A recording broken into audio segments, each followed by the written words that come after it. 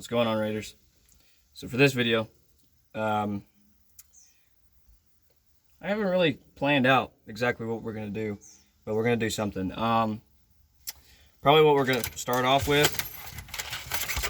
is speedometer cable, and get that out of the way, get all the ground crawling out of the way, so then I don't have to crawl around in the dark whenever it finally does get dark. Real quick, I'm going to show you how to take a dash panel off of a 1970s Ford pickup truck.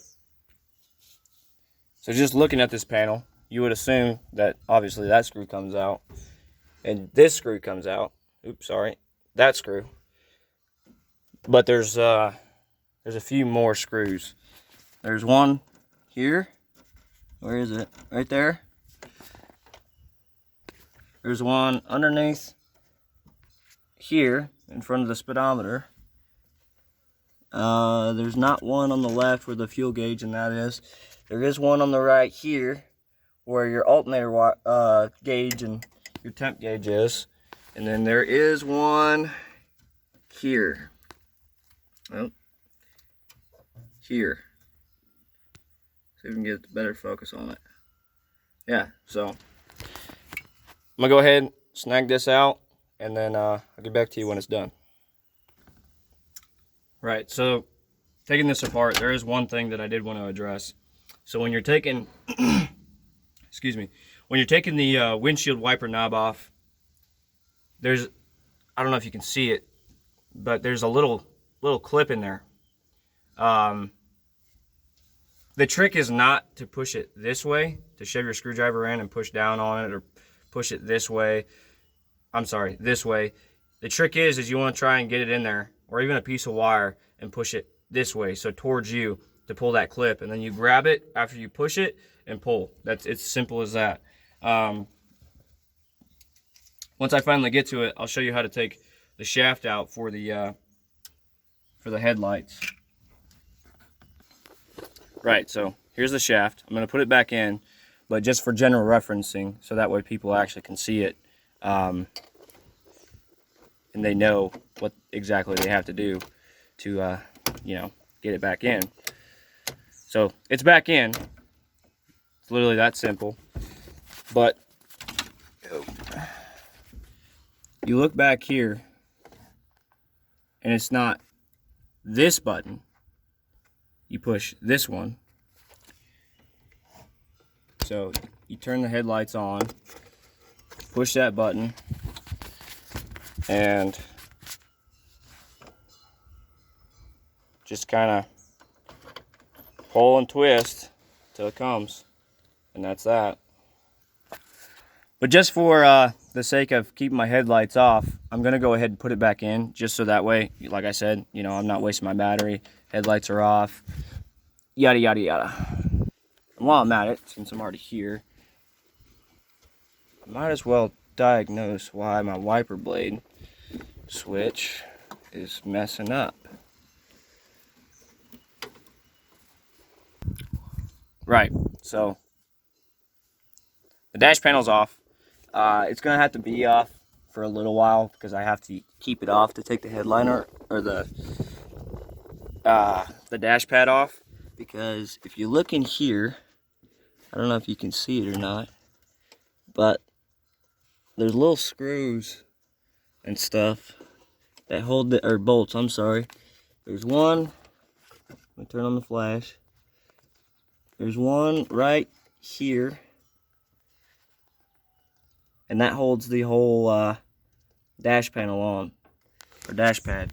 So whenever I replace the dash pad, this is got to be off anyway. So yep. Let me take these bolts out to pull the cluster out. It's going to be this one, that one, this one, that one there. Oh, you can't see it. There. And one there, and one there. So let me do that real quick. Right, so the instrument panel's out. So this here is a speedometer cable, as we all know. I'm I'm not quite exactly sure what I did to get it off, because I only had a few inches to kind of get my hand in there. But my best bet would say is just grab it as much as you can, and then just shove that down. And if it still don't work, grab it again somewhere else and try it. For this, it didn't want to come out right away. It's not the end of the world. You just wiggle it back and forth, and then you jerk it out, and it comes right out. But yeah, that's the inside of a dash of a 1970s Ford. So give me a minute while I get this old speedometer cable out and shoved out, so then I can shove the new one through and then run it down to the tranny. So as you can see right there where that big hole is, you know, obviously there's where my wires go in, yada yada yada, but that big hole there, right there, that's where you pull it out. There's this rubber boot. I don't know, it's not even rubber actually, it's more foam than anything. I don't know if this is original or if there was actually supposed to be something like that, like a rubber grommet, and this is just what the previous owner did to fix it. But yeah, for now this is our little seal in there, so we can keep foreign material out. Eventually what I want to do is just fill that hole up with rubber cement or whatever, just so that way there's a good seal there. But yeah, let me get that other one ran through and put it back in the end of the dash, and we'll go from there. Well, there it is. It's ran through. Not gonna put it in the back of the panel like I said I was going to, because I just thought about it. To get to some of these bolts for the dash pad, this has to be out anyways.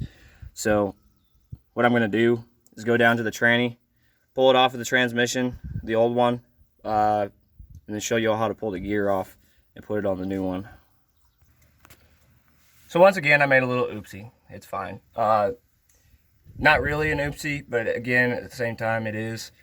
So if you have a four-wheel drive application like I do, it's going to go into the tail shaft of your transfer case. It's not going to go into your transmission. It's going to go in the tail shaft of your transfer case.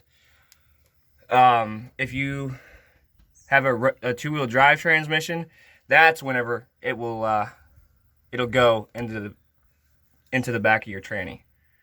But no matter what, it's going to go into the tail shaft of your transmission, because there's a little worm gear in here. I'll show it to you in a minute whenever I get that out. That sits on a gear in here that spins the worm gear, goes up to your instrument panel, and tells you how fast you're going. So give me a minute and I'll pull that out. It's not that hard. It's just this one singular bolt. Well, there it should be. It's out. Like I said, this is the little worm gear. Spins, tells you your speed. I'll show you how to take that out in a minute. I gotta get the cable the rest of the way out of the truck, and then the new one ran down here.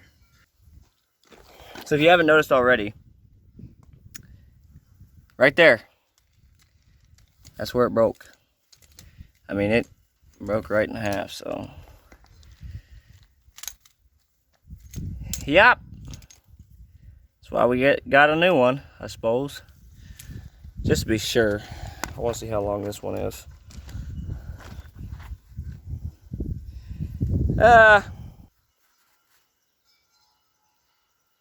It should work. We'll see. Right, so what you're going to want to switch the gears out, flathead screwdriver. You're going to come in from the bottom here, just ever so slightly pull on this little clip here. See that clip there? You're just going to pull on it ever so slightly, and it should come off. And then from there, you just pop the gear off and you're good to go. For installing it, it's literally the same thing in reverse. 1 second. So, like I said, Same thing in reverse. You just take your gear here, try to get it in there as much as possible, line it all up, make sure it spins. What you want to try and do is leave as much cable as possible, just so that way the cable makes a good contact with the gear itself. The gear shouldn't shove it on too much further than it needs to be, but it doesn't hurt to be sure. So again, take that clip, once you're sure that gear's in place, line it up with the 2 notches on either side. It doesn't matter, it's universal. You can flip it over, you can do it on that side if you wanted to. And you just push it on. It's that simple. One thing I need to do is get the rubber seal off the old one and put it on this one, because I don't think the new one came with one. So to get a seal off, you're going to try and get a screwdriver in there best you can. Anyways, the goal here is not to rip the seal. So once you get your screwdriver in there, well, I just had it. Oh, come on.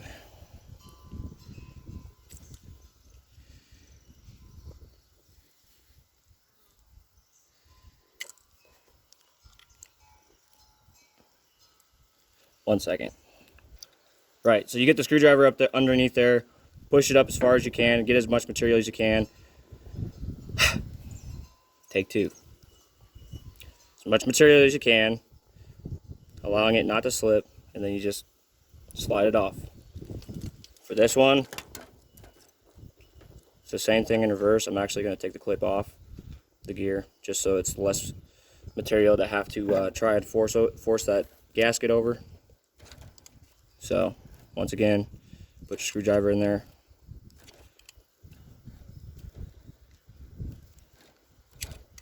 Pry up on it ever so slightly, not too hard.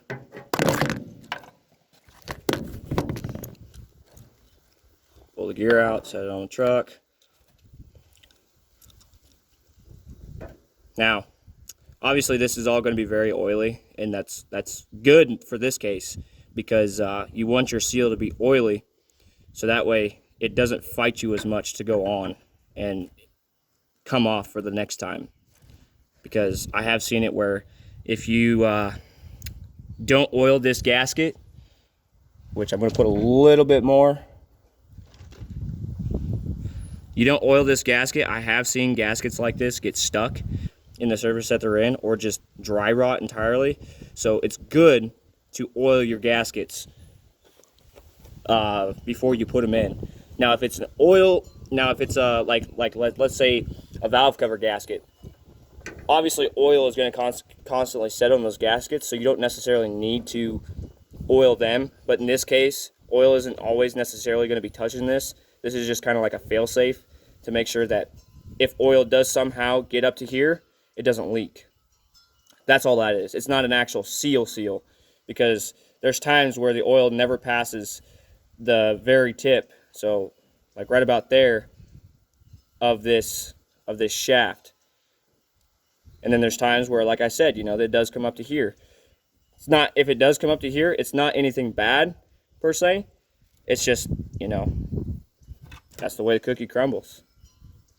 So again, little U-clip, V-clip, whatever you want to call it. You want to put the flange side out, so not the flat side like that, the flange side, so that way you can get a screwdriver under it the next time. Line it all up, make sure your gear is on, and then just snap her on. Simple as that. Now I'm going to run this down to the transmission and get back to you on doing that. Alright, so it's in. It doesn't necessarily need to be super tight. You don't need to bend this little ear down completely flat.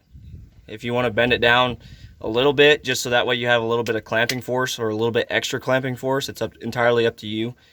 I do have my suspicions though if this cable is the correct cable, because now I didn't see anything for 4-wheel drive, 2-wheel drive, etc. I thought they were pretty universal, but whenever I was pulling this down here, I did hear the cable fall out of the dash.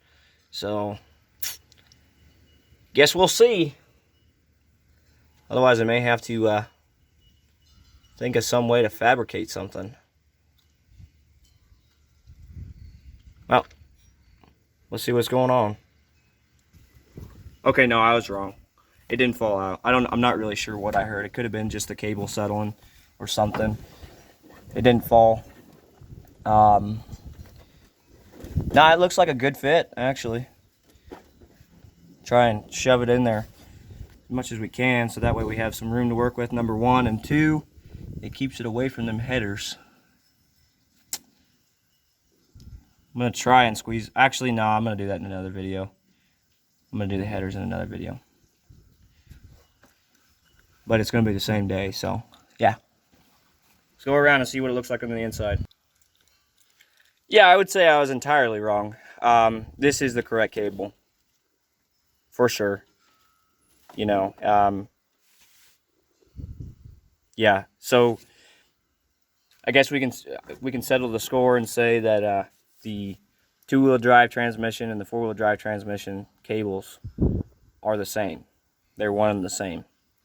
So that's settled. So I'm thinking that the only reason that other one went bad is actually because of the headers. So, I mean, we got some wiggle room, and I almost wonder if maybe we could relocate that cable at some point. I'm not going to do it today, but at some point. So that way we don't have to keep buying speedometer cables. For sure, this is going to be the fix, because I know the dash isn't working, and we obviously saw that, or I'm sorry, we know that the dash is working. It was working just fine, but we also saw the one cable, the old one, was all messed up, so yeah. So we're good to go on that part.